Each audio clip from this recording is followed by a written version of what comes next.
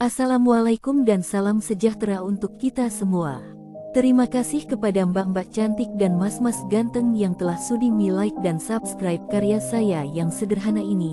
Semoga hidup kita berkah, murah rezeki dan senantiasa dalam lindungan Tuhan Yang Maha Kuasa. Amin. Firman adalah pria pengusaha 45 tahun. Sudah 5 tahun menduda sejak istrinya, Halimah, meninggal karena kanker rahim. Halimah memang wanita yang divonis mandul sejak muda. Tetapi tidak menjadi alasan untuk Firman mencari wanita lain untuk menikah lagi agar bisa punya anak. Firman lebih memilih mengadopsi anak.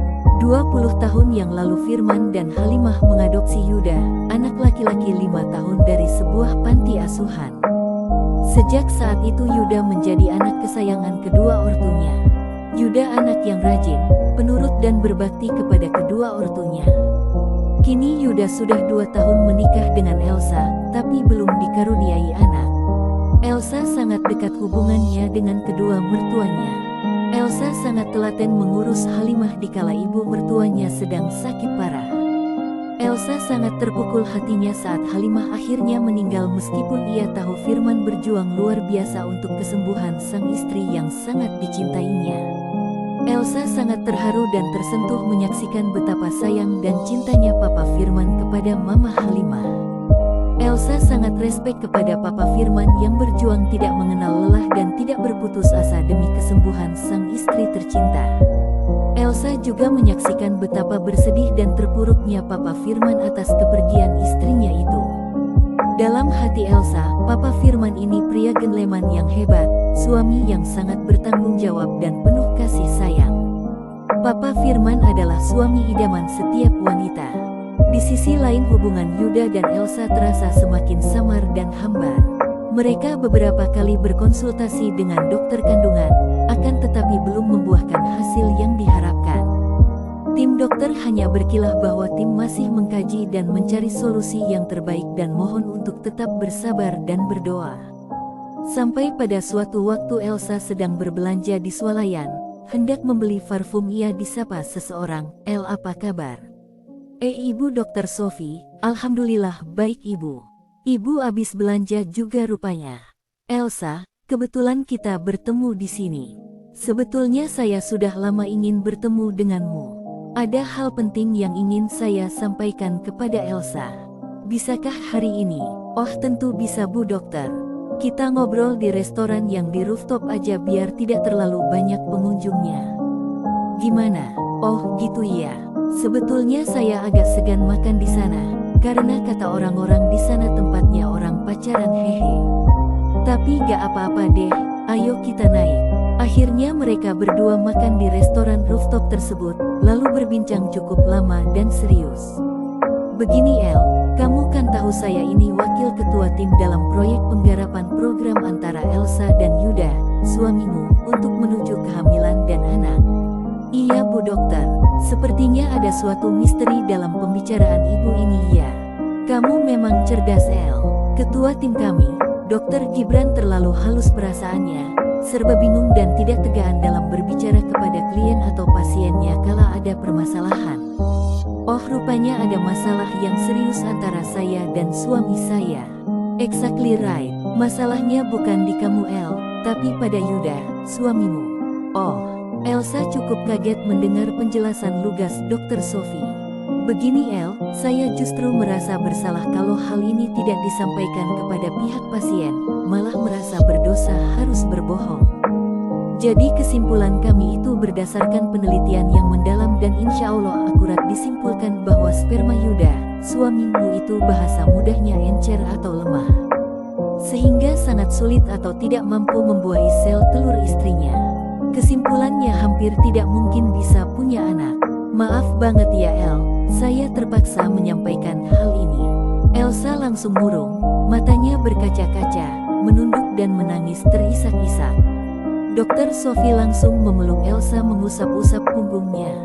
"Sabar dan tawakal ya El. Mungkin ini ujian dan takdir Tuhan untukmu. Ikhlaskan dan selalu berpikir positif. Dan cari solusi terbaik." "Oke, terima kasih ya Bu Dokter, Ibu sudah bicara jujur. Itu lebih baik daripada dirahasiakan dan menimbulkan salah faham. Saya akan selalu berpikir positif dan ikhlas kepada takdir yang di atas. Wah, bagus sekali sikapmu ini, El. Saya bahagia bisa kenal kamu, wanita yang hebat dan tangguh. BTW aku harus segera pulang nih, El kan mau buka warung di rumah, hehe. Oh iya, ini udah menjelang sore, ibu mau buka praktek ya. Oke deh, saya juga harus pulang, mau persiapan masak untuk makan malam suami dan papa mertua, hehe. El, kita tukeran nomor ponsel ya. Oh iya, penting itu, biar saya bisa konsultasi gratis kapan-kapan, hehe. Iya boleh, call aja kalau ada apa-apa ya El, bebas kok. Mereka pun berpisah setelah cipika-cipiki. Dalam perjalanan pulang Elsa merenung dan sangat meresapi segala obrolan dengan Dokter Sophie tadi. Sesampainya di rumah mertua, Elsa belum melihat mobil suaminya. Hanya ada mobil Mercedes hitam punya Papa Firman terparkir rapi di garasi. Elsa langsung masuk kamar, mandi dan ke dapur, masak untuk makan malam. Sewaktu berjalan ke dapur, Elsa sempat melihat Papa Firman sedang salat asyar dan dilanjut dengan berdoa panjang dan membaca Al-Quran. Begitulah kebiasaan Papa yang sangat disukai dan dikagumi Elsa. Pukul 19.30 Elsa sudah selesai menghidangkan makanan di meja makan. Akan tetapi Yuda sang suami belum juga datang. Chat dan call Elsa pun belum ada respon. Tapi Elsa tetap berusaha tenang dan tidak mau bersusun. Selamat malam El, Yuda masih kerja lembur ya? Selamat malam Pak, mungkin iya Pak, mari Pak kita makan duluan aja, hehe. Mereka pun makan bersama tanpa bicara apa-apa lagi. El, maaf ya, Papa perhatikan akhir-akhir ini Yuda sering sekali pulangnya larut malam terus. Emang dia semakin sibuk atau bagaimana? Elsa bingung menjawab pertanyaan Papa mertuanya. Merasa tidak enak hati membicarakan masalahnya dengan suaminya yang cukup pelik dan tidak sederhana. Oh, sepertinya kalian punya problem serius ya. Bolehkah Papa tahu? Siapa tahu Papa bisa kasih saran untuk mengatasi problem kalian. Tiba-tiba ponsel Elsa bergetar tanda pesan masuk. Segera Elsa membaca pesan dari suaminya. Maaf El, aku tiba-tiba dapat tugas mendadak, harus survei lokasi proyek ke Surabaya, 3 hari dari hari ini. Jangan tunggu aku ya dalam beberapa hari ini. Elsa menundukkan kepala dan menangis terisak ditahan. Firman merasa tersentuh dan berpikir, mereka pasti sedang dalam masalah yang sangat serius. Ada apa dengan si Yuda? Punya istri yang begini cantik dan solehah, bukannya bersyukur, malah seperti disia-siakan. Kasihan Elsa ini, aku harus menghiburnya. Lalu Firman duduk di samping Elsa dan menepuk-nepuk halus pundaknya. Sabar ya El. Berumah tangga itu memang tidak gampang. Selalu saja ada ujian yang akan kita hadapi. Kita harus tetap sabar, ikhlas dan berpikir positif dan tidak gampang bersusun kepada pasangan kita. Iya Pak, aku selama ini sudah selalu berusaha bersabar dan mengalah.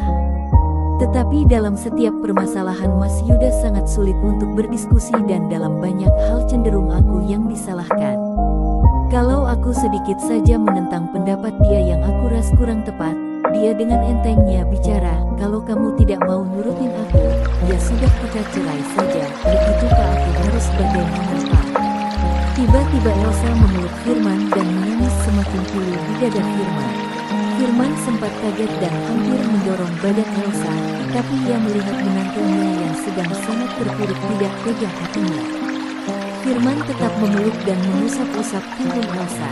Coba El, cerita lebih jelas dan gamblang, apa permasalahan kalian kepada Papa, jangan ditutup-tutupin lagi. Biar Papa bisa mencerna secara utuh. Oke, Pak. Iya El, ayo cerita, Papa siap mendengarkan. Sebenarnya kami sudah 1 tahun ini pisah ranjang dan tidak pernah ada saling nafkah batin lagi di antara kami. Barusan pun ia pesan ada tugas luar 3 hari ke Surabaya, padahal aku yakin dia bohong Pak. Firman kaget luar biasa dengan kelakuan anak angkatnya itu.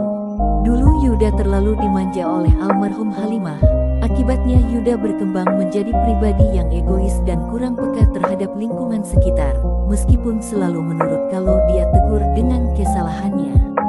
Tapi Firman tahu, Yuda hanya menurut di depannya saja karena segan dan takut kepadanya.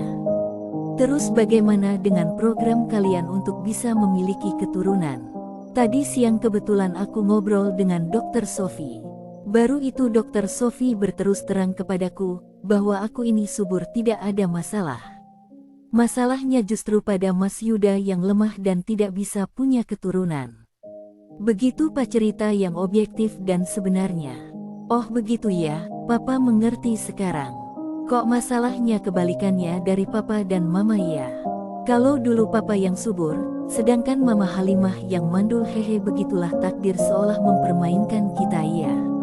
Maaf Pak, aku sering berpikir berandai-andai, coba suami aku ini orangnya yang seperti Papa. Pasti aku bahagia. Jantung Firman mendadak berdebar-debar mendengar keterus-terangan Elsa.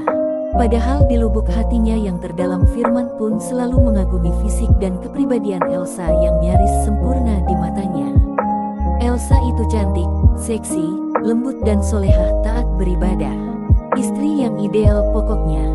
Sedari tadi Elsa tidak melepaskan pelukannya karena merasa nyaman dan terlindungi.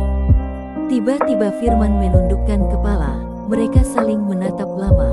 Elsa refleks mengalungkan kedua tangannya di leher Firman dan spontan mereka berciuman sangat lembut dan mesra penuh penghayatan. Mereka sangat lama berciuman menumpahkan kerinduan yang tertunda bertahun-tahun. Justru Elsa yang lebih berani dan lebih agresif, membuat Firman kewalahan karena Elsa mencumbunya di balut gairah yang membara. Firman terpaksa melepaskan ciumannya karena ia khawatir tidak bisa mengendalikan nafsunya yang mulai naik ke puncaknya. El, sayang, stop dulu ya. Jangan diteruskan, takutnya kebablasan. Ini keris Papa sudah tegak lurus. Kita teruskan ngobrol aja ya. Elsa mengangguk, terlihat wajahnya memerah antara malu dan hasrat birahinya yang terlanjur memuncak. Maafin El ya Pak, karena terus terang El sudah lama sangat mengagumi Papa. Iya El, sama Papa juga sudah lama menyayangimu. Tapi kamu ini istrinya Yuda, anak angkat Papa. Pa, sebetulnya El sudah berkeputusan bulat. Setelah berpikir lama dan matang-matang, El mau menggugat cerai Mas Yuda. Karena El sudah memiliki data dan bukti-bukti perselingkuhan Mas Yuda. Oh kamu sudah mantap ya? Iya Pak, segala berkas sudah aku serahkan kepada pengacara. Besok diserahkan ke pengadilan. 1 tahun lebih aku bersabar Pak. Aku memang harus mengambil sikap kan. Semoga aja nanti dikasih Allah suami yang lebih baik. Amin. Firman terkesiap mendengar kata-kata terakhir Elsa. Tapi berusaha tetap cool. Sepertinya kamu sudah punya calonnya juga ya?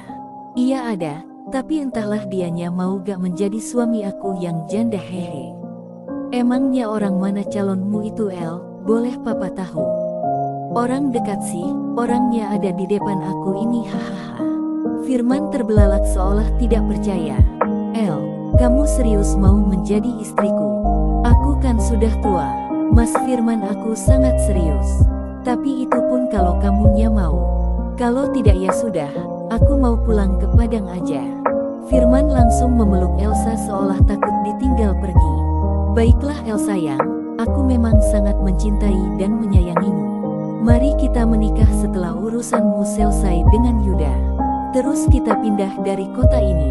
Iya sayang. Elsa langsung duduk di pangkuan Firman. Mereka berciuman lebih panas dari yang tadi. Firman sudah merasa sangat sesak. Wajahnya sangat merah menahan hasrat yang luar biasa membara. Elsa pun menyadari ini. Hehe mas, kepengen banget ya. Gak tahan ya. Pakai cara lain aja ya. Jangan masuk sarang dulu. Oke. Elsa pun berinisiatif mengurus keris pusaka Firman dan membungkusnya dengan sapu tangan. Sambil terus berciuman, sampai akhirnya Firman mencapai garis finish dengan lumayan sukses. Firman pun berjalan ke kamar mandi untuk membersihkan diri. Sementara Elsa ke dapur membuat susu plus madu untuk Firman dan jus jeruk untuk dirinya. Mereka kembali mengobrol di ruang tengah dan menyalakan TV, meskipun tidak terlalu ditonton juga. El, bagaimana dengan bisnis online-mu? apa masih berjalan? Iya masih mas, cuma sementara dijalankan oleh sahabatku dan 2 orang asistennya. Alhamdulillah masih berjalan stabil kok. Baguslah. Aku juga ingin mengelola hotel warisan orang tuaku di Bogor. Aku percayakan sementara kepada sepupuku selama ini. Pokoknya kamu fokus aja ke pengadilan agama, nanti aku bantu buat biaya pengacaranya. Semenjak kepergiannya ke Surabaya, waktu itu, Yuda tidak pernah pulang lagi ke rumah ayah angkatnya. Dia sudah punya apartemen sendiri. Konon sudah menikah siri dengan Santi, janda beranak 1. Ia berpamitan kepada Firman dan memohon maaf atas segala kesalahan. Pertemuan itu cukup singkat di sebuah kafe. Ketika Firman hendak memberikan uang dan saham perusahaan, Yuda menolak dengan alasan Papa Firman dan Mama Halimah sudah terlalu banyak memberikan segalanya selama ini. Terima kasih Pak, buat bekal Papa aja. Insya Allah berkat jasa-jasa Papa dan Mama aku sudah bisa seperti sekarang. Bisa hidup layak. Sekali terima kasih ya Pak. Semoga Papa selalu sehat dan dalam lindungan Allah SWT amin. Baiklah, semoga kamu selalu hidup bahagia selalu ya. Akta cerai antara Yuda dengan Elsa sudah terbit 2 minggu yang lalu. Firman dan Elsa sedang menunggu masa idah Elsa 3 bulan ini. 100 hari kemudian Firman sudah pindah domisili ke kota Bogor setelah menjual rumah yang di Jakarta. Ia membeli rumah tidak jauh dari hotel miliknya. Firman sudah menikah dengan Elsa secara sederhana di kota Bogor, dan langsung memboyong istrinya ke rumah barunya. Enak ya mas rumah ini. Tidak terlalu ramai seperti di Jakarta, udaranya pun lebih sejuk di sini. Semoga kita hidup lebih baik, lebih damai, dan lebih barokah. Iya sayang dan semoga Allah segera memberi kita keturunan. Amin itu yang paling kudambakan mas. Aku ingin gendong bayi hehe. Kalau gitu ayo kita bikin dede bayi sekarang. Ayo, siapa takut hihi. Pertarungan gulat tradisional pun berlangsung sangat seru. Elsa yang sudah lama memendam dendam asmara kepada Firman ingin melampiaskannya malam ini. Elsa ingin memberikan servis yang terbaik kepada suaminya. Begitupun Firman ingin membahagiakan istrinya malam ini. Mereka terus bekerja sama, bahu-membahu sangat kompak dan harmonis. Elsa sangat kaget dengan keperkasaan Firman. Meskipun sudah berusia 50 tahun, tetapi powernya lebih kuat dari Yuda. Elsa meraih 3x pencapaian puncak nirwana tertinggi. Firman pun tersenyum senang melihat istrinya tertidur pulas karena kelelahan setelah menari tanpa henti. Ia mengelus kepala istrinya penuh sayang. Elsa pun membuka mata dan tersenyum. Mas Firman terima kasih ya. Kamu luar biasa mas. Aku baru pertama kali sampai seperti ini. I love you masku. Elsa kembali menciumi suaminya. Firman pun membalasnya sambil mengelus-ngelus kepala dan punggung istrinya. Aku juga sangat menyayangimu, kamu juga hebat El. Kuat 3 putaran hehe. 2 bulan kemudian Elsa pun positif hamil. Firman menangis terseduh-seduh dan terus memeluk dan menciumi istrinya. El sudah 25 tahun aku menantikan momen ini, alhamdulillah, terima kasih ya Allah. Sejak hari itu Firman menjadi sangat protektif menjaga istrinya. Ia tidak ingin sesuatu yang buruk menimpa istrinya. Ia melarang Elsa pergi sendirian dan saat di rumah ia juga melarang Elsa mengerjakan yang berat-berat apalagi mengangkat benda atau barang yang berat. Elsa pun menuruti segala larangan suaminya, karena ia mengerti bahwa semua itu demi kebaikannya dan anaknya yang beberapa bulan lagi akan hadir ke dunia ini. Akhirnya hari yang ditunggu-tunggu itu tiba. Di minggu pagi-pagi itu Elsa melahirkan seorang bayi laki-laki yang sangat sehat dan tampan, diberi nama Muhammad Elian Fauzi. Panggilannya Baby El. Firman dan Elsa bahagia tiada terkira atas kehadiran Baby El yang sangat lucu dan imut ini. Kebahagiaan mereka terasa lebih paripurna, terutama bagi Firman yang sangat terobsesi ingin memiliki keturunan sejak dulu. Selama puluhan tahun merasa putus harapan, tapi kini cita-citanya yang seolah mustahil itu sudah terwujud menjadi kenyataan. Firman pun semakin menyayangi dan mencintai istri cantiknya ini. El sayang, Nanti kalau El sudah 1 tahun boleh ya buat satu lagi adiknya El. Iya mas, mumpung aku belum 30 tahun. Tapi sementara ini aku kebon dulu ya. Kebon bukan berarti stop itu kan. Berkebon itu artinya menahan untuk tidak hamil dulu. Kalau yang satu itu mah jalan terus mas haha. Iya dong sayang, kalau stop yang itu mana tahan aku dengan istriku yang cantik dan seksi ini hehe. Baby El sudah bobo kan? Ayo kita mainkan. Malam itu kembali mereka bertarung gulat tradisional. Pertarungan selalu berjalan sengit karena keduanya mengeluarkan jurus andalannya masing-masing. Firman yang selalu rutin berolahraga staminanya tetap prima, sehingga selalu mampu membuat Elsa melayang berkali-kali. Begitupun yang terjadi malam ini. Firman selalu mengasuh istrinya, membiarkan istrinya aktif menari berjaipong dengan ritme sangat dinamis. Di season ketiga ini barulah Firman meningkatkan speed and powernya secara maksimal, mengajak Elsa berlari sprint menuju garis finish. Akhirnya mereka sampai secara bersama-sama, sehingga menimbulkan gelombang dahsyat. Berakhirlah season final ini dengan banjirnya lahar hangat yang mengalir deras membasahi sawah dan ladang secara merata. Mereka pun tertidur pulas sekali karena kelelahan. Mereka baru terbangun oleh tangisan sang baby yang kehausan meminta ASI sang mama.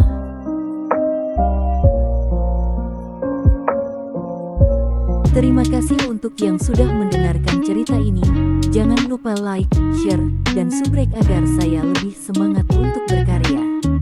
Sampai jumpa lagi di cerita selanjutnya.